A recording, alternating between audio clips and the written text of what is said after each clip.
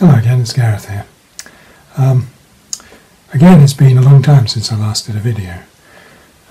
It's not that I've been inactive in that time. I've done quite a lot of painting, albeit slowly.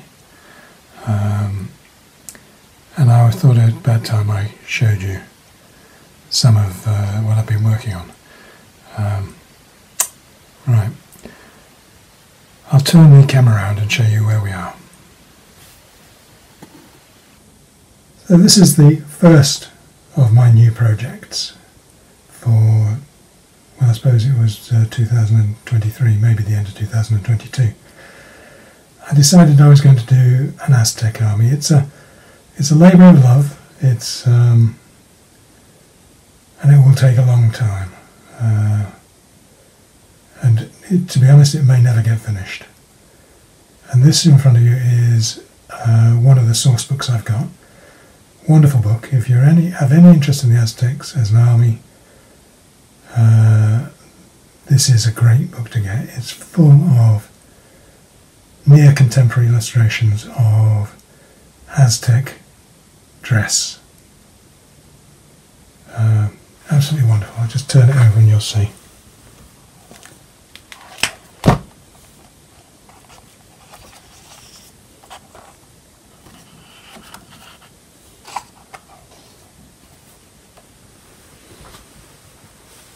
This page alone is full of detail, wonderful stuff.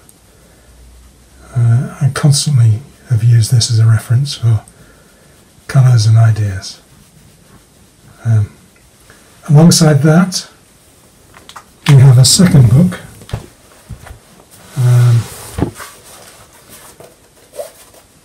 This is the one that came from the Perry twins.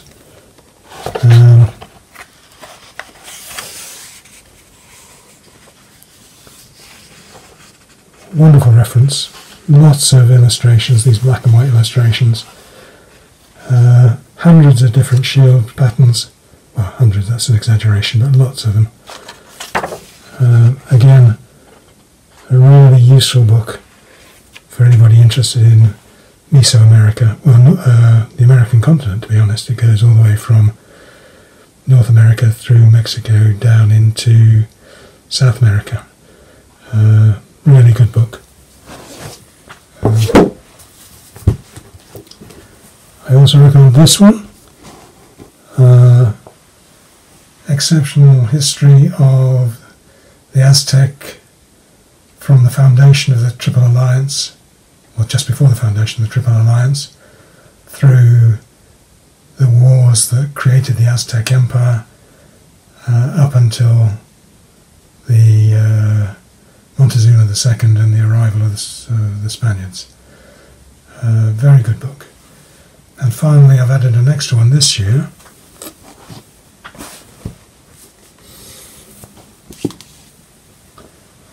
This is another interesting book. It's a collection of works by indigenous Indians. After the conquest, they didn't just disappear, they stayed in the country, and some of them felt a need to record what had gone before. We don't often get an Indian perspective, an Aztec perspective on the events just before and during the conquest. Quite often our understanding is filtered through the European viewpoint, but this gives you a slightly different perspective in many cases. So using those 4 references, I have started to build my Aztec army. I decided to do in 15mm and use the range provided at the moment from I think it's from Fighting 15s, they're the old gladiator figures. And I'll talk a bit about the figures as I kind of show you what I've got. I'm going to just set up so I can show you those figures now. These then are my Aztecs. A couple of things to say before we start. I'm basing these up for use with mortem et gloriam.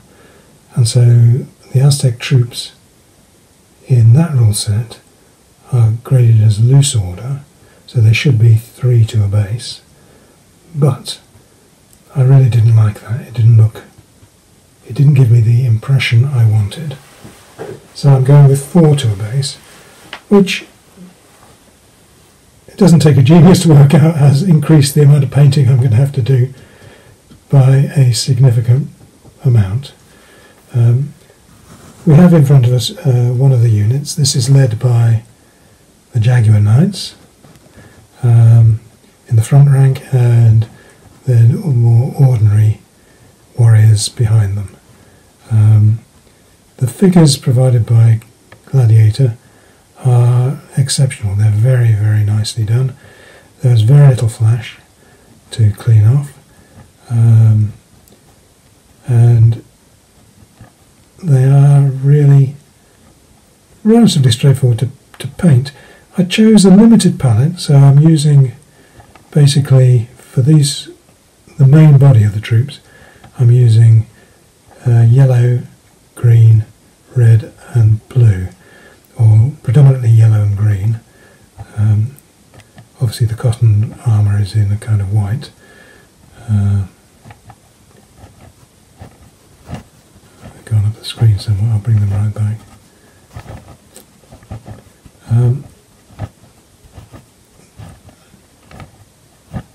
Now, if I have a couple of gripes about these figures, it's this. Firstly, the shields are all supplied separately and have to be glued on, and they come with the hand that holds the shield on the shield, so each of the figures that needs a shield has got a stub, and you have to glue to that. Now I found super glue didn't work very well at all. I ended up having to use a stickier glue, and sometimes that ended up with a bit of a unsightly sort of glob of glue sticking out. If I was clever, it was on the underside and it didn't show sufficiently to worry about, but occasionally it comes out on the top, and I've had to disguise it as an extra strap or something. And the second thing about the shields is that those with the feather fringes, the bit at the bottom is not very well detailed.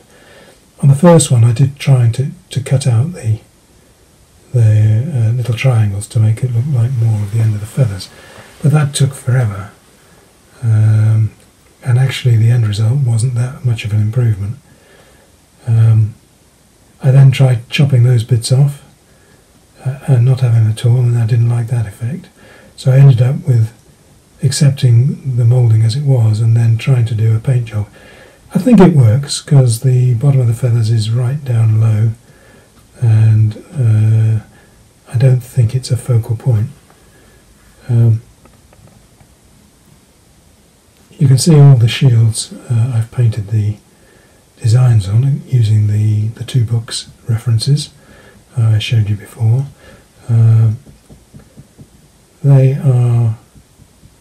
They've come out very well.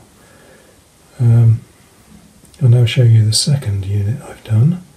So I'm going to just change the figures around, so bear with me while I turn off for a moment. Here we have the second unit that's completed. Again, the front rank are veterans that you can tell by their sort of scalped headlock, hairlock kind of thing, and the 2 ranks behind are ordinary warriors. Pleased with the way they've come out.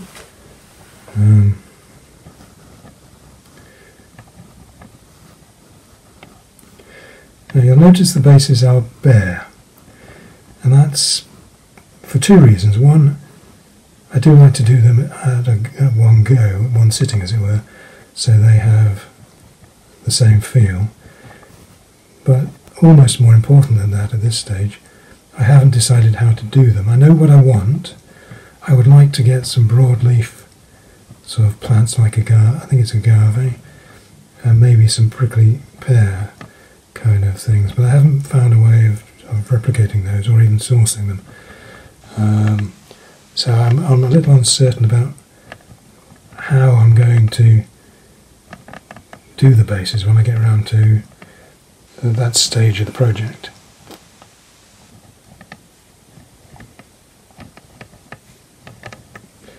Now, the whole army will have something like 130 bases perhaps, and so far I have completed 24, and that's in about 4 months, maybe, yeah. So it's not going quickly. And just to put it into context, I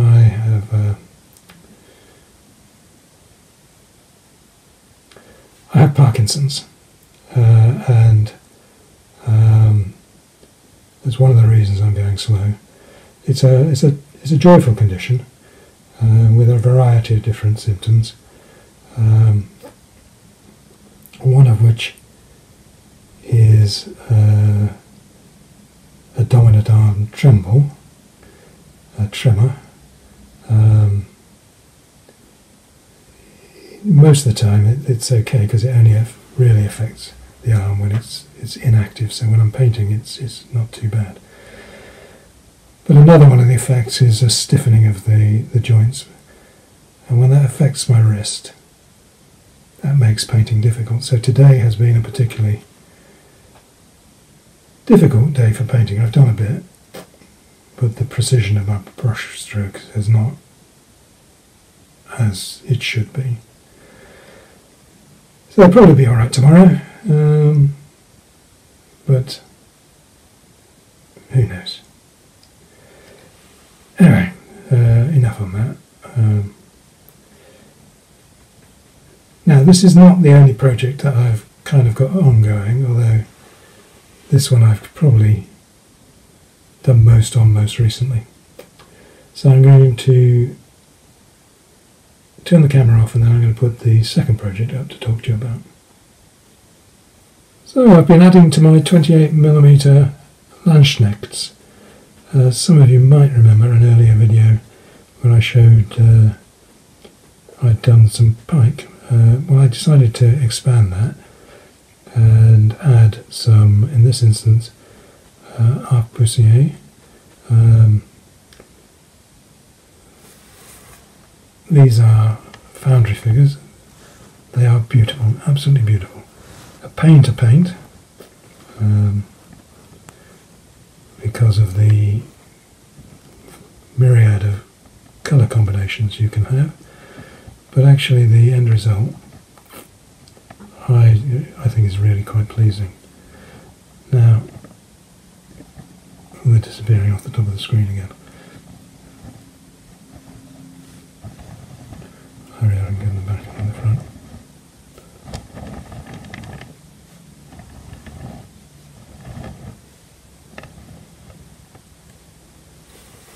So I've added 8 bases of these. And I had another look at the pike. So I'm going to turn this off and I'm going to put the pike up to show you what's going on. These front bases I've shown you before. They're 60 by 60 and there are 3 ranks of pikemen on them. Now I'm planning on using this army, again when it's completed, should it be completed, for Mortem Gloriam. And they use a 60 wide by 30 deep base. Now, some of you might remember that I did a Burgundian army, 2022 probably, and I was generally very pleased with how the figures came out, except in one respect, and that was the pike just didn't look compact enough. for what I was trying to, the effect I wanted to show. And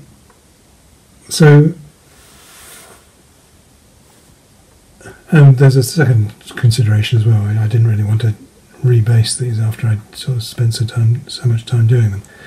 So I decided the thing to do was to treat the first bases as double bases, and then add a third single base behind the file, so that I got a 4 deep figure base, but it's actually 3 deep in terms of meg bases. I think it works. I think it will work.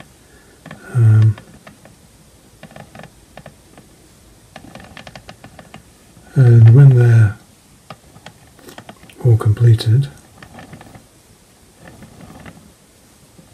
I think it will make a good show on the table.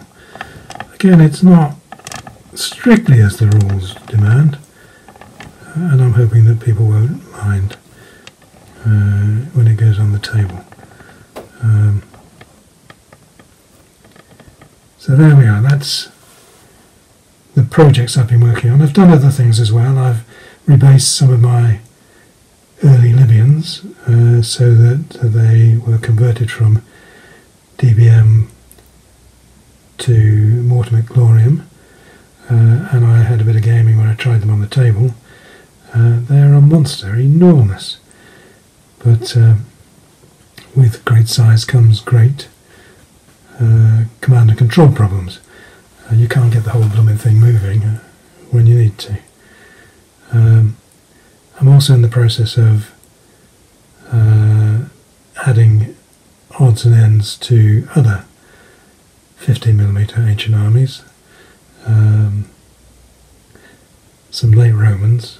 That's principally because I ordered some from Chariot to fill out some of the units I had from previous years, and I'm doing some medievals now, filling those out so they can be used again for Mortimer Glorium. So I am doing as much as I can. Yeah, there you go. Anyway, I'll put a few stills of the new figures up, principally the Aztecs, and hope you've enjoyed it, and you'll come back next time. So thank you very much.